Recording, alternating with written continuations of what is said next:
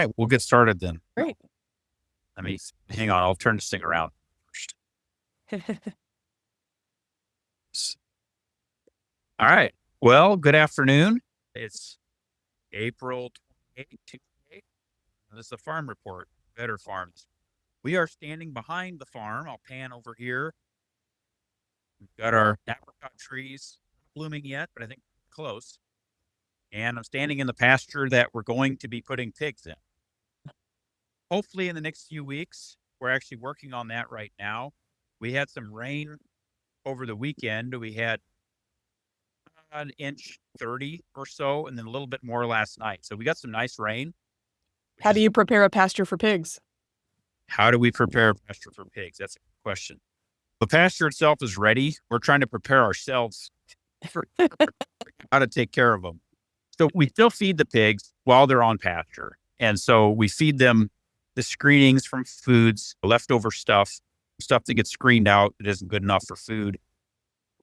And so trying to make the feeding process as easy as possible. So right now we're trying to make kind of a trailer that we can put the feeder on.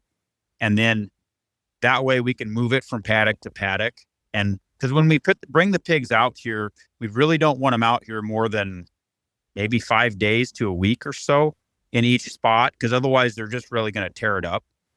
Mm-hmm. And as soon as they tear it up, it's just going to be weeds that come back. And if we move them often enough, we might be able to rotate around and hit the same spot a couple different times over the summer. So that's our goal. So right and how now, how big are the like paddock spaces that you have them? If you can see that white post in front of me, that's about the edge of the paddock. And then maybe, I don't know if we can see the other one. Maybe I can zoom just a little bit. Right about there, the closest white post over there. So there may be a couple 100 feet by a couple 100 feet. I don't know if they're almost an acre, I would say, for paddock. So we're not totally sure if this is the right size. This is what we're going to start with. And if we need to make them a little bigger or make them a little smaller or move them more often or less often, we'll just have to adjust once we get them out here and see what they do. And presumably the impact's going to be highest around wherever you have the trailer and the water? Correct. Yes. And so the other thing about that is even within the paddock, we might leave the water and food, move it in every 2 days or something like that within the same paddock, just so they don't tear it up too bad. And again, there's going to be a steep learning curve because it has been done out here before, but the people who are currently working here have not really done it before. So we are learning, and we're doing it with some different equipment than what I think when they did it years ago when they did it. So a little bit of this is just feeling it out as we go. Logistically, there's so many things you got to do for pigs, especially in the summertime. We got to figure out a way to give them shade as well so that they have the sun, that they have some shade. Ideally, we'll figure out some kind of a mister so that we can actually spray some mist out there, a couple times a day or something just to keep them cool. So like I said, it's a little bit of a work in progress learning, but it's been done. Lots of people are doing it. We're just figuring out how exactly it works here. Are you thinking of integrating that? Will the trailer be the shade, the misting, and the food? It'll be a different trailer for the shade. We'll have to bring something else for the shade because that way it makes the pigs eat and then they go back to the shade. So it gives everybody a turn to get to the feeder. Yep. Because there's just not space for every pig to eat at the same time. Yeah. So. Well, I look forward to seeing the contraption you come up with. It will be interesting, I'm sure. I think it'll work. We got a good idea. Cool. And right now we're looking at just a nice black prep pasture that was just planted. We got all the pastures planted last week before the rain. So it's perfect. We got our barley field, which is, I'll pan over there, the little bit lighter color green you see down in the distance. We interseeded some clover and flax into the barley also towards the end of the week. So we got all the stuff done that we needed to get done before the rain.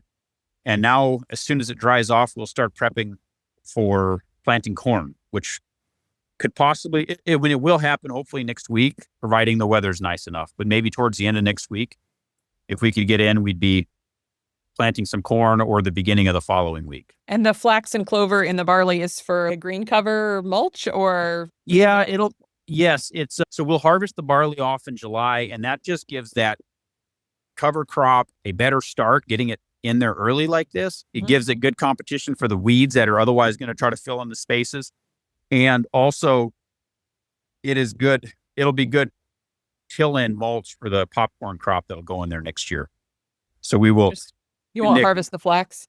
No, we won't. We will not harvest what's in there now. It'll just be a cover crop. And if it grows really nice, there's a chance we could graze it in the fall. We will graze it in the fall, but there's a chance we could even get a couple grazings on it even in late summer if everything grows really good. But that's all dependent on the rain and the season and stuff. Yeah. Great. That's about all we got going on this week. It's busy, but the rain kind of takes some of the pressure off and moves different things to the top of the list. But we always welcome the rain. We needed it. So when you say the rain takes some pressure off, does that mean like you just can't work when it's raining, or? It takes the pressure off of us as people because it allows us time to get in the shop and fix some things that we've been putting off. And work on the trailer. Work on stuff like this pig trailer that we didn't need to do right now. If we can be in the field, we'd rather be in the field prepping for the planting because that is the most important thing right now. But if we can get some rain, then it gives us a little bit of a break and get ready for the next thing. Yeah. It looks like a gray skies there today. It is. It's actually dripping on me just a little bit right now. It sprinkled a little bit this morning, but I'm thinking the sun's supposed to come back out tomorrow. It's definitely not as hot as it was last week. No, I think it's like 55. It's not very cold. Back to hoodies and beanies. Exactly. So, well, anything else? I think that's about all I can think of about today. Thanks for taking time to check in. I appreciate it. Yeah. Thanks, Molly. All right. Take care. Have a good day. You too. Yep. Goodbye.